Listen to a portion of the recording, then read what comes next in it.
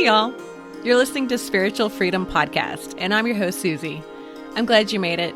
So this is a safe space where we get to talk about anything and everything spiritual and metaphysical, but we're going to talk about it without the judgment, without the fear or religious guilt, and without losing any credibility. So let's open our hearts and our minds, and let's talk about the weird without being weird about it.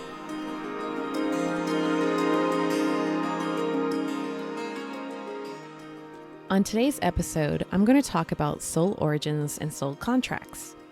And with soul contracts, I'm talking about agreements that we make as souls, up in heaven, or whatever you call the time and space with source energy. And we were making agreements with other souls to be certain influences in our lives when we decide to incarnate. And the types of agreements that we can make with other people would be like karmic partners, divine partner, twin flame, a Vertex person. And I'm also going to talk about the concepts of soulmates and soul family. So I hope this discussion brings you healing and maybe a new perspective on some of these terms, which can be honestly pretty triggering. So just take what resonates, you guys, and I hope it helps. Thanks for listening, y'all.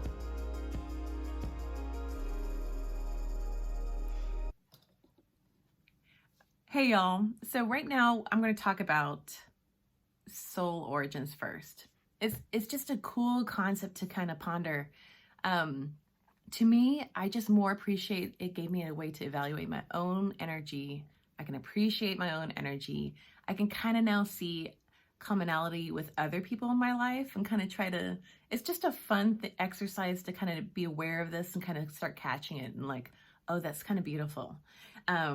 So let me get into it. So soul origins just is this, analysis process of looking at and deciding based on your kind of energy as a person, as a soul experiencing this world right now. Like, what do you think your energy is? Do you think your first experience splitting from source energy was here on Earth, being an Earth seed? Or do you even think maybe your first experience as a soul in general could have happened first, like some other planet? And that's what we call a star seed in the metaphysical community. This concept I never knew until I started going into the metaphysical, spirituality kind of things. Reading books like by Dolores Cannon, and another one that I'm totally forgetting his name about. I'll figure it out and I'll put it in the show notes. But basically, I always thought growing up with, Christian beliefs that my soul was here on Earth. Because of the whole, arc story was so strong with me. Like, this is here. Like, maybe I had many lives, but it was all here on Earth. And then as I kind of opened up to metaphysical topics, I started reading books, like I said, by Dolores Cannon, and there's some others I'll put in show notes. They opened up to this belief that your soul actually could have had its first experience on a planet other than Earth, as being a starseed. Now, there's a million bazillion planets out there. We have maybe if you search on Google, a few dozen, certain planet systems that they kind of group certain characteristics with, which you may or may not totally align with. For me, I wasn't like, oh yeah, check marks all the way here. I am Andromedan. I'm like, no, I was like here, there, and everywhere on everything. So to me, my source planet, which I do consider myself a starseed, would be a different planet. And that's okay. And I just chill out not knowing. It's okay, I don't know. I just like the fact that I kind of looked at it, and it's neat to kind of see some things that maybe I see in other friends in my life where I'm like, oh, this is a beautiful trait within that planet. I wonder if that was them. It's just for my own, kind of just appreciating other people's energy.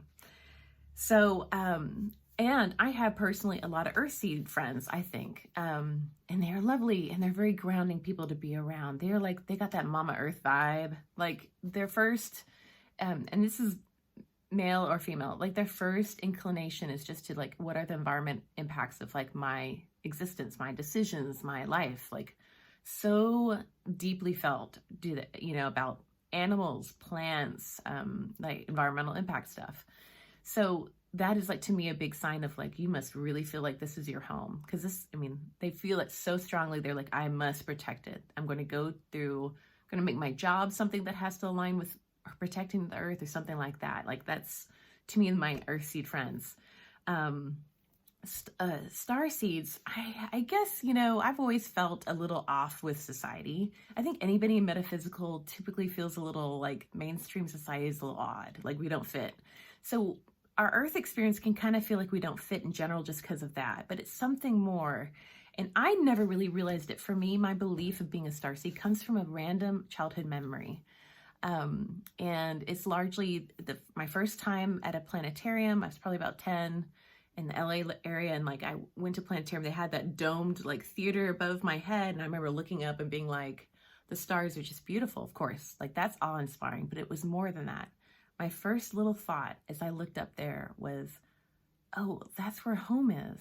And y'all, I was not contemplating that I didn't belong on earth. Like that was not even in my consciousness. But my first thought that came to me was, that's where home is. And, which one is it? Where am I? And I remember looking and trying to feel like a connection and being like, whoa, I'm being weird. And then getting out of it. And that was my memory. And so based on that, I just rest my intuition and give it credit. And so I feel like I am a starseed. I mean, that plus the fact that I've always been a little nonconformist and a little weird with society. So I'm kind of like, that makes sense. Earth doesn't feel quite like my home, although I love it. I love camping. I appreciate sunsets, stargazing, all that stuff. I'm just not quite an earth seed. And I think I know that. But, props to you earth seeds out there.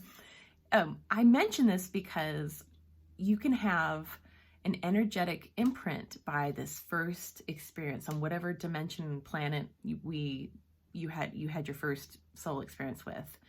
And so that template kind of gets in us, and we can recognize that with other people, and where it's either, I think it strongly shows up in either like a common, going for certain causes kind of vibe, like this is my heart and soul in terms of going for certain causes, or careers or hobbies and entertainment. Like you like the same kind of movies and books or humor, you're cracking the same jokes, you're listening to the same, that kind of stuff, that kind of like familiarity with people, which almost feels like a past life familiarity, to be honest. But we kind of gravitate toward each other. You at least probably have one or two from your planet, I think, in your environment. It's just maybe you haven't realized it, that, oh yeah, we do have quite a lot in common. This could just be like a random little extended friend that you're like, oh yeah, that is a really comfortable person to be around. So for, shits and grins, this is a kind of a fun thing to look at and just to Google and to search and just feel out and see if you have any memories when you were a kid about, searching the sky for home, or maybe you loved a certain sci-fi book series and were like, wow, there's something about this like space experience that's like more than just enjoyment. Like this is a calling toward, like this isn't home as much. So anyways, think about that. Now, the other thing I wanted to talk about was soul contracts. And this concept largely, I'm going to go ahead and say it. Like it largely assumes that you believe in reincarnation to some extent. For myself, reincarnation, even when I was a kid, I remember thinking when I was told, like people die and they go to heaven and that's it. They don't come back down. No, sorry, that was kind of my environment where I was raised. At least to my best of my memory. But I knew as a kid that didn't sound fair and it didn't sound right. It didn't just never settled right with my heart. So when I grew up, I kind of always had maintained this reincarnation belief. Like I was a secret believer in reincarnation, even when I was going to certain churches and as a young adult. I just wouldn't share that with many people because I thought it might be seen as weird because it's not in the Bible. Anyway, I grew through all that stuff. Now I'm a definite reincarnation believer, and I'm spiritualist, non-dogmatic. Don't associate myself really or label myself as a Christian anymore. But so soul contracts. Let's also assume that time is linear in this discussion. So that meaning, like really and truly, without going into it too much, I think time is a man-made construction. Einstein talked about this. I know enough to be dangerous about what Einstein said about it, but it got my wheels turning about time. So even when I sit here in this experience with you guys, and I'm recording this and saying this, I believe that if I have Like my soul can splinter several times. Like I feel like there might be a splinter of Susie that's not Susie, but some other person having an experience either here, Earth, or elsewhere, you know, having it at the same time. And those energies can kind of affect me in this lifetime. And I have to be grounded and kind of know my own energy. So I know when it might be that and I need to send it love and light and healing, or when it's my energy. Now, granted, I'm not, you know, and this, I think that we aren't interrupted unless it's a real catastrophic kind of thing, or unless we're kind of dealing with similar lessons from that lifetime to this lifetime. But I don't know enough to like really totally finish that argument. But that's just something I'm going to just throw out there as like as a little stray belief here in this, but that I'm kind of personally kind of chewing through, deciding about. But for this discussion, let's just assume that it's, you know, we're with Source. We decide to go have a life experience and bring our soul little bungee line into this experience right now. And then when I'm done, I go back up there. And then before I go back down again, like I have some time up there and then come back again for another life. So if we kind of believe in that kind of sequence, those moments where we have pit stops up in, I keep pointing up to my left, when we have pit stops up in heaven, or the other dimensions, spirit, whatever you want to call, hanging out with source energy, that space. I believe that we have, as in that moment as energy with source and being healed, we can kind of look at what experiences we've had so far, and to make plans about the next experience. So up there before this earth of Susie being in this meat suit, I was up there and I made decisions on who was going to be my love interests, who was going to be my life partners, who were going to be my friends, who were going to be my frenemies, who were going to be my family members, all that stuff. And can you imagine the administrative like headache that would be, and the coordination? Because I believe personally, y'all can just, you know, take what resonates for yourself, that we're through this experience literally just trying to learn soul lessons, okay? And we make these decisions as souls up there. And when we're in soul capacity, we are not in human capacity, where I think, boy, if I got fired from a job, that really fucking suck. It'd really fucking suck if I had to file for bankruptcy in my life. It'd really fucking suck if blah, blah, blah. Up as souls, we'd be looking at these experiences like, wow, look at that rebirth this person is going to feel. You want to, I think having this rebirth experience after losing a job or filing bankruptcy or a medical crisis or whatever, like the empowerment energy that comes from it, the healing energy, this connection point to God that happens when we're in crisis mode is so worth the experience of the human pain, because you're achieving this soul goal. And so we're in groups of souls trying to do certain soul goals together. Now, granted, we have varying, you know, experiences within that soul group. Some people who just started on the lessons, some who are about to finish.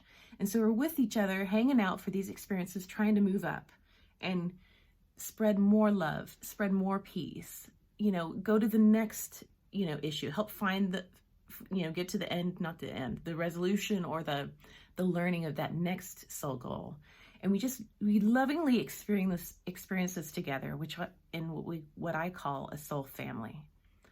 And then I really truly think it's the best, highest vibe perspective to think of everyone that I encounter in my life experience right now as a soulmate. And that it is not just a romantic concept. It is more of a, you have been in my soul group. I'm running into you for a reason in this experience right now. Like you're in that big old meeting and we figured out what you were going to be.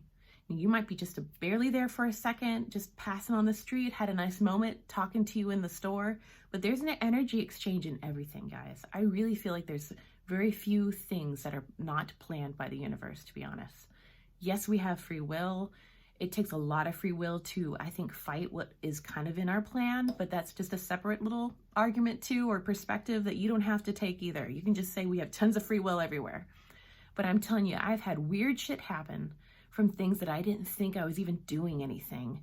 And like I run into something and it just is this beautiful completion or synchronistic moment that I'm like, I kind of leave those moments thinking, is anything free will? Because that had to happen with all these weird steps that led to it. And then I met this person and we had this beautiful like soul moment of like sharing or giving each other love in like just a social way, but it's just like the stuff that had to happen. Anyway, I'm kind of going off a little bit on the synchronicity, good Lord, I can't say it, synchronistic kind of nature of source in our lives. But my belief is that we have our soul family, and I think the high vibe perspective is to always see someone as a soulmate. Whether or not they show up in that energy is what we hope.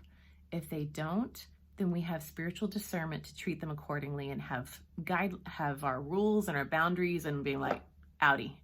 Okay, so but I still feel like it's still the best and highest vibe because it gets us into like this divine oneness feel of being together.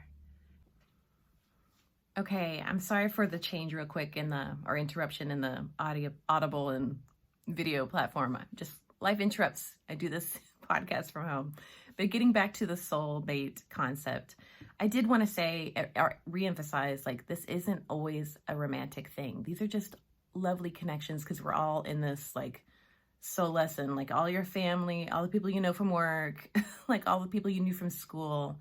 It's this kind of broader concept of being in this group, almost like being in like common people who live in a same city that you run into, right? And it's that feeling of like 6 degrees of Kevin Bacon where you're going to run into some of the same people. If you get that kind of feeling, it's like a little bit of your soul group. And like I said, it's always highest vibe to see everybody anyway as like a soulmate, like treat them like that.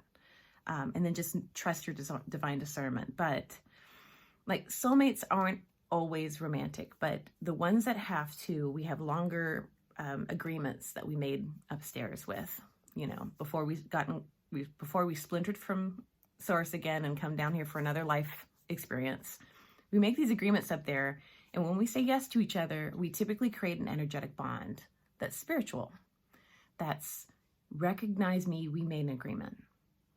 You have to follow up on this, that kind of like connection. And sometimes for the romantic stuff, it does come with like a physical zing, like a holy shit, I'm just super attracted to you, that kind of thing.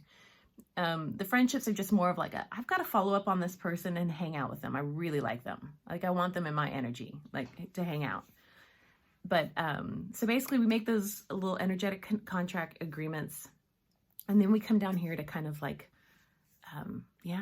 do the work, see how we heal, hopefully.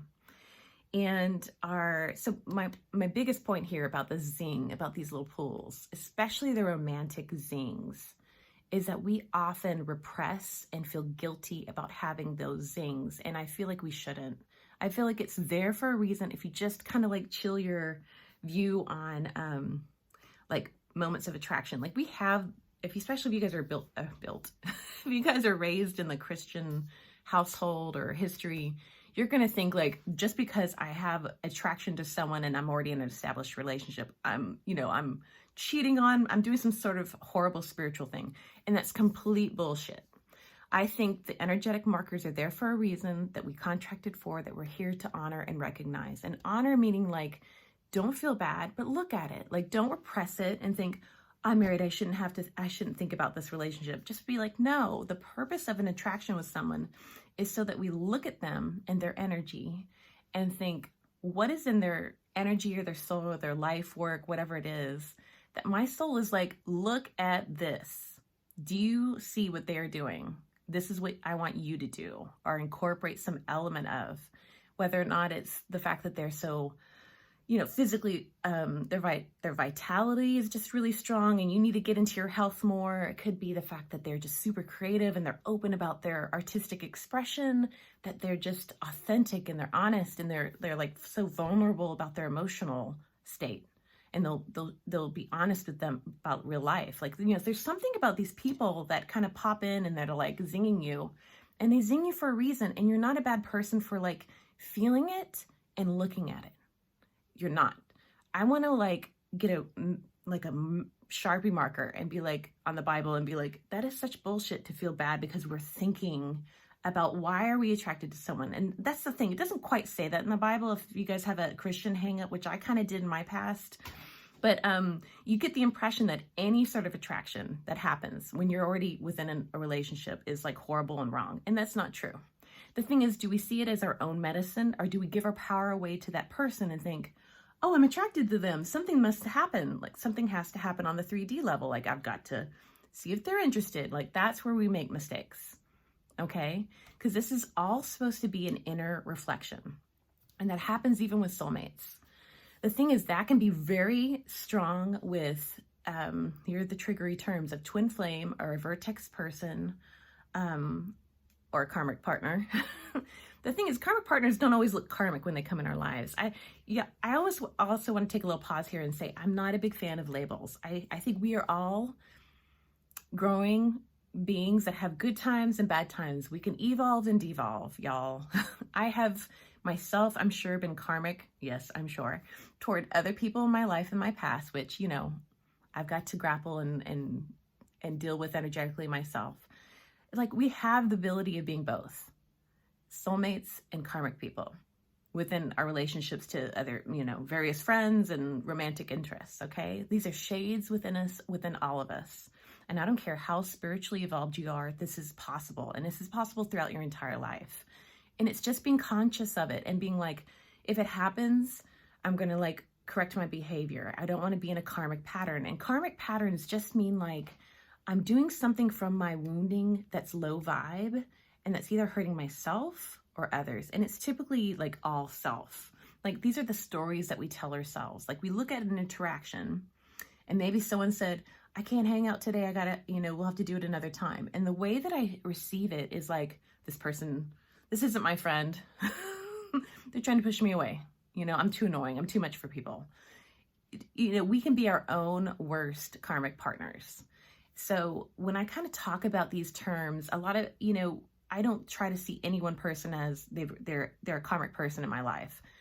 I can say that they are enough of in a karmic pattern, or I need to get away from them right now, but they're all lovely soulmates that I need to kind of send love and healing to. And yes, this is something I work on myself, like trying to forgive and let go, you know, those are just things that are hard. And realize that too, like within myself, like I can do this, and I need to be careful and cognizant of my wounds so that I'm not in a projective receiving or outward projected, you know, kind of wounding state. Meaning I'm not taking what other people say to me in a wounded way, like, oh, they didn't want to hang out with me, and vice versa. I'm not responding to people in a wounded way. Like, you know, they say, what are you doing? And I'm like, well, you know, that kind of like, I'm pissed and so I don't want to give that out to anybody. So it's kind of this conscious awareness of my emotional state, my spiritual state. Shit, might as well put them all in there. Emotional, physical, everything. Like, it's just an awareness of being. And it's just that, so for twin flames and vertex is a term in astrology world. It just means it's a certain marker. It's like a secondary ascendant descendant line for those who kind of know a little bit of astrology. It's like a secondary one based on some math, and I can't remember if it's like your moon and sun. I forget what it's based on, but it's another angle in your birth chart, you know, two opposite points that are like heavily like charged. It's an attraction point. So, and it either can be a pull for a teacher, for a romantic person, depending on what planets are probably involved between the two charts of your birth chart and the other person involved. And if their sun hits your vertex, you're just kind of attracted to them and how they are. Their energy is kind of like what you love being near. If another person's Venus is on your vertex, well, you might be really attracted to them. Their beauty is like, you know, very attractive to you. And again, these are zings that can happen. Typically, vertex people and twin flame people enter our lives when there's some impediment to really coming together. There's always like one or both is already coupled.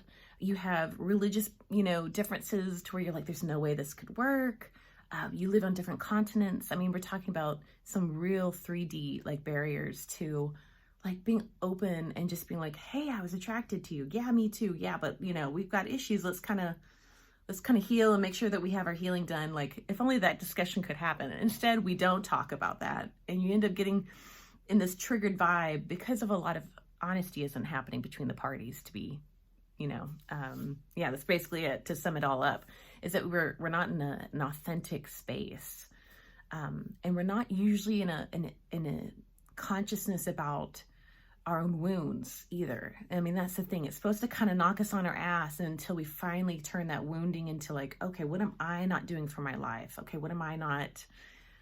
To me, that's a lot of the medicine of the twin flame dance that happens. And I don't know if you guys have heard more. There's a lot of people who do probably a lot better job, more thorough job about it. But it's essentially, it's an extremely strong attraction to another party. And this is usually physical or sexual.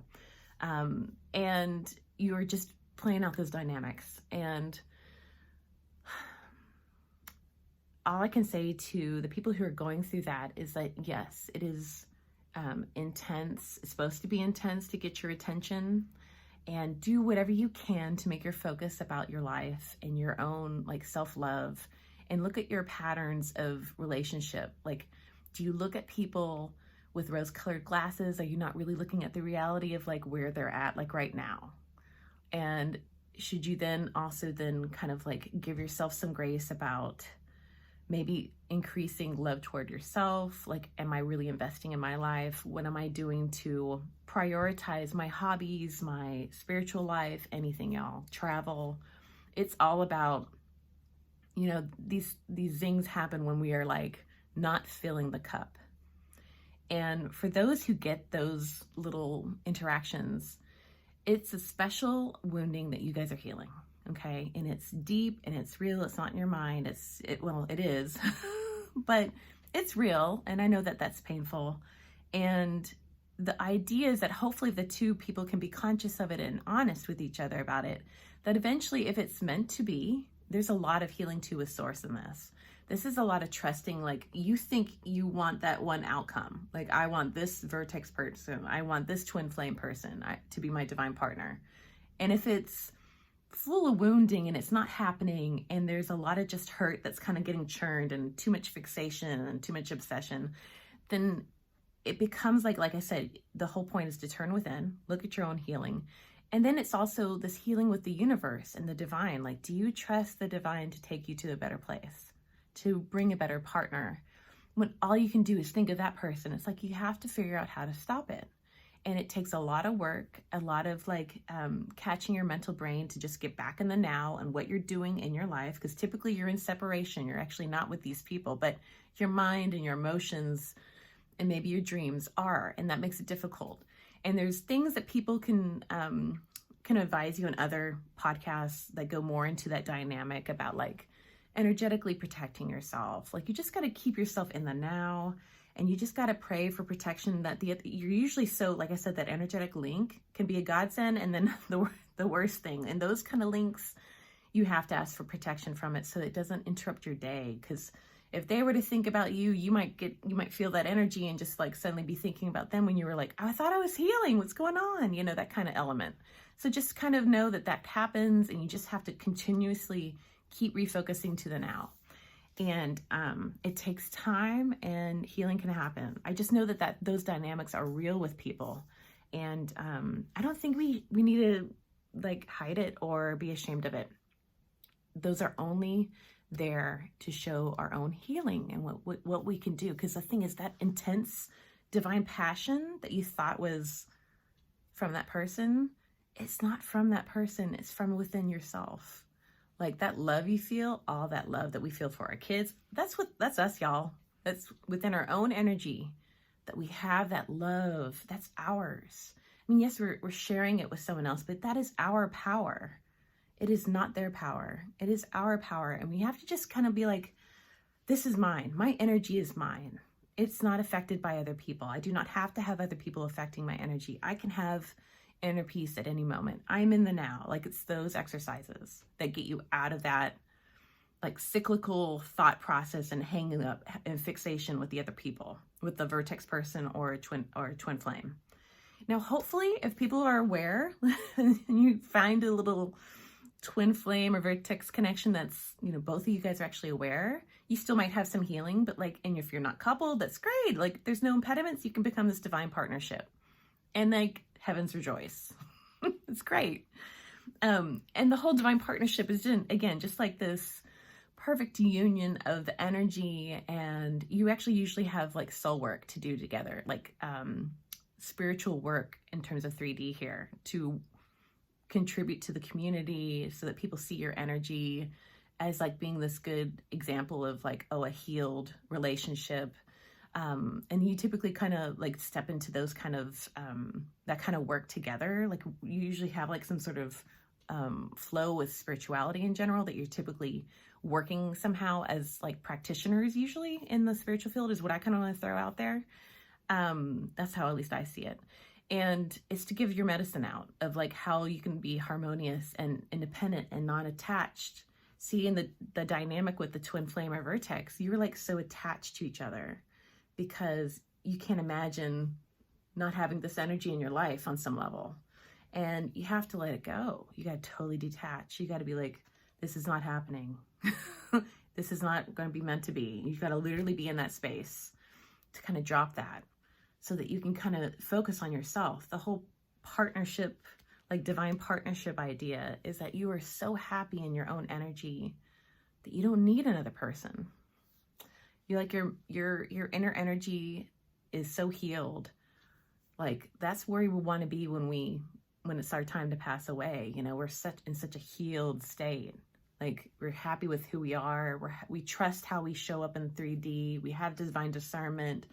We know that we can manifest things. We know we can receive things from the divine. We're happy to give. We're happy to receive. We're happy to, you know, that kind of like beautiful healed state. And then the divine partner usually kind of shows up on those kind of like levels. And it's not just like 1 + 1 is 2. It's this exponential and energetic blessing that the partnership gives to those around them, because people are going to feel that energy.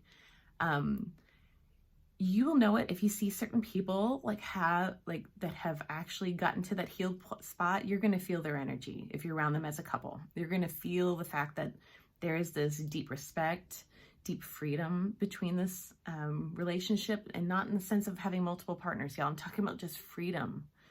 You're not like Klingon relationship energy, which is part of this twin flame vertex thing, and which honestly shows up in the karmic element too with people, between soulmates, to heal so that you can kind of like just be free in your own souls and be healed and be out there. So I hope I'm not talking in circles too much, but it's basically that's a large part of it. And then I do want to say that soulmates, you know, you can have like a huge thing. They could be great for years, like I said, and we can devolve. And it's just a matter of, I feel like making sure you have a good therapist if you feel like your soulmate is kind of devolving and showing karmic patterns.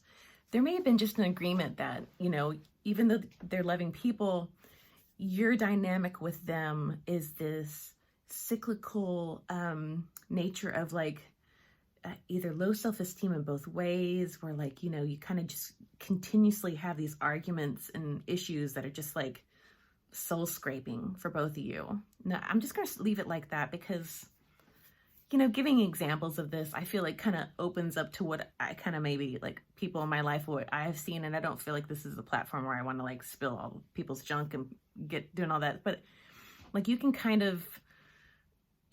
I think if you're in this, you'll know if it's cyclical karmic.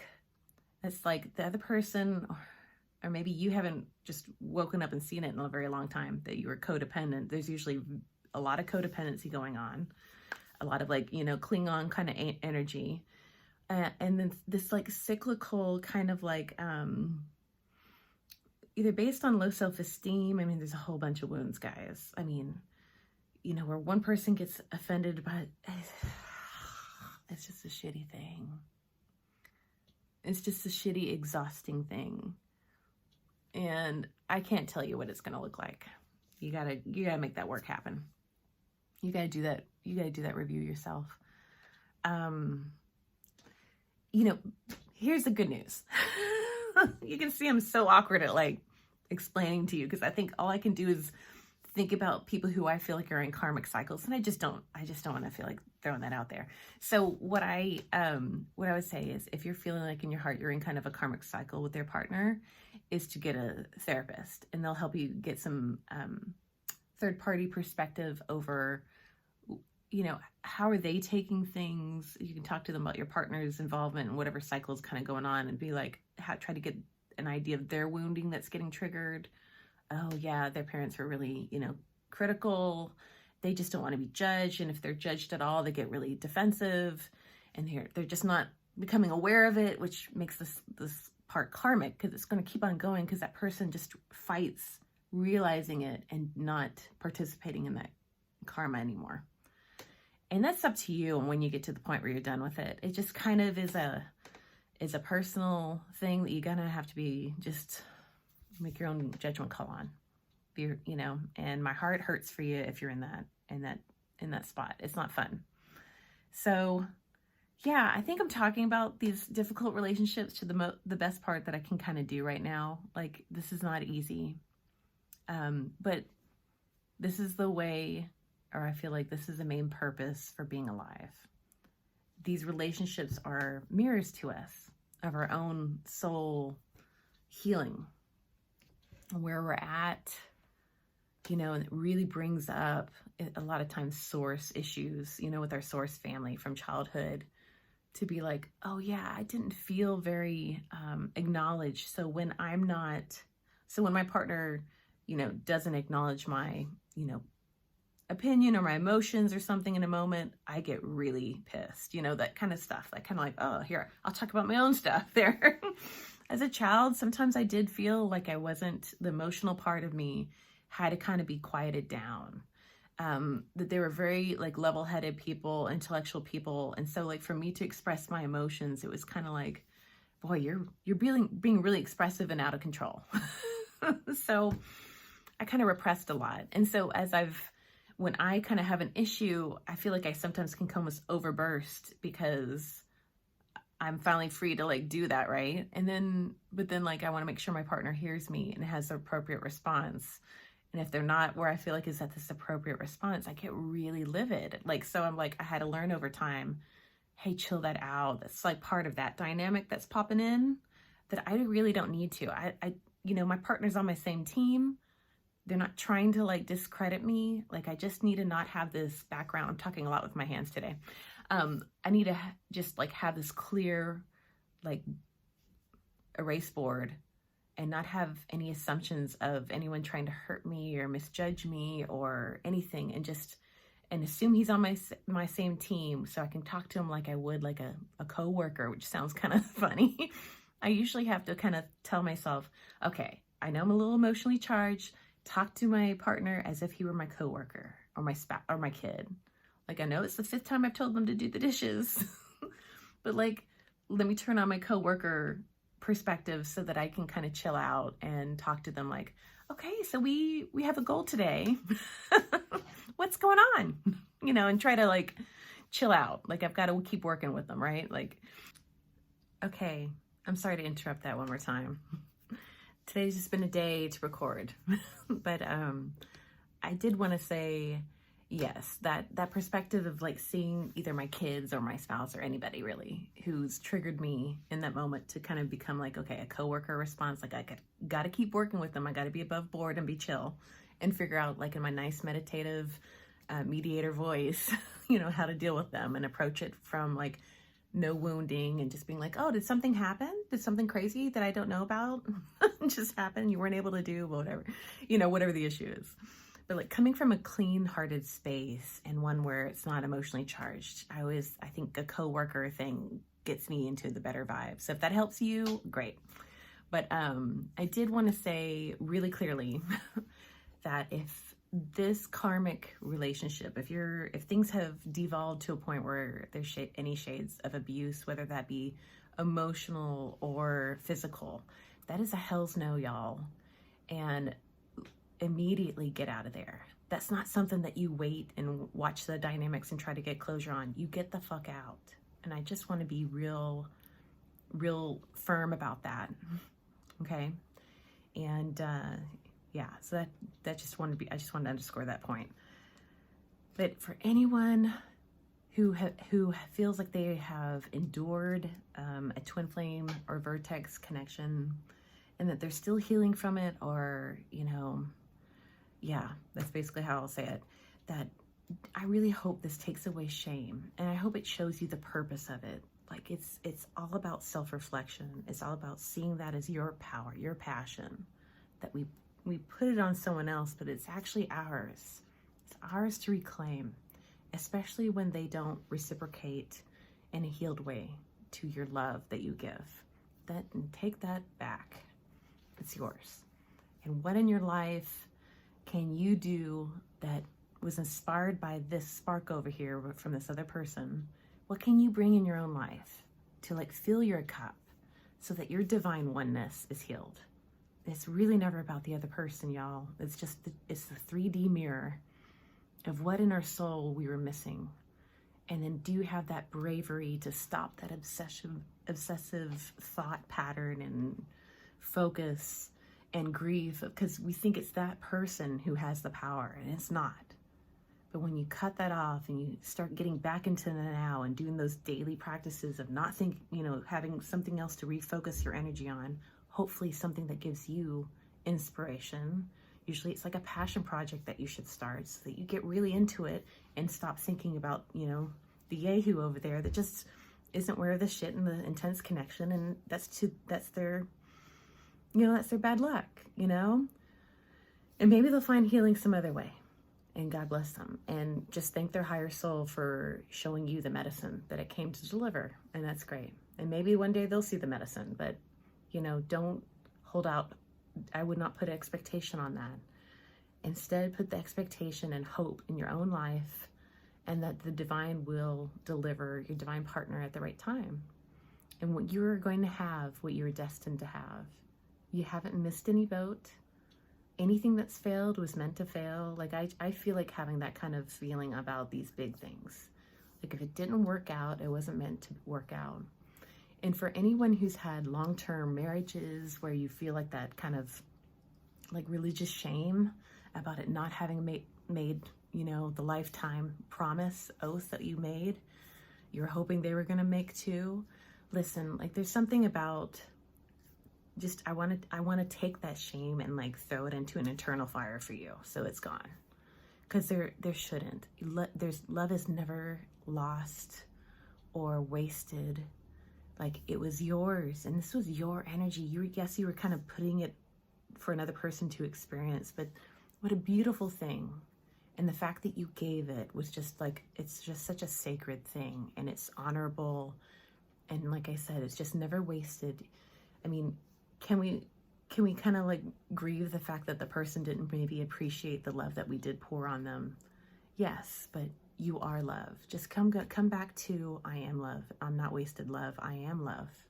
And that's what you were living in those moments, even with an ungrateful partner at times. So I just kind of hope that this gives everybody some, some relaxation and less shame about like our love experiences and attractions, and that it's normal, and then it's there because we've made agreements to kind of experience this. Or and that it's just all meant to like make us also look at like our dogma behind what is relationships. What do I want from a divine partner? What do I need that like makes me happy? Like it really makes you look at your life. These things, when we have these things with other people that we kind of get triggered by, it makes us look at our life when we have to get off of them and put our focus on us. It's like, oh, well, what does make me happy? And that's a question that some people just don't even ask. So you are doing the work, and it's good spiritual work, and you can do it. Anyway, I hope this discussion brought some things to the table that you can think about, and I hope it gives you healing in some way. All right, y'all. Well, thank you for listening. Y'all take care.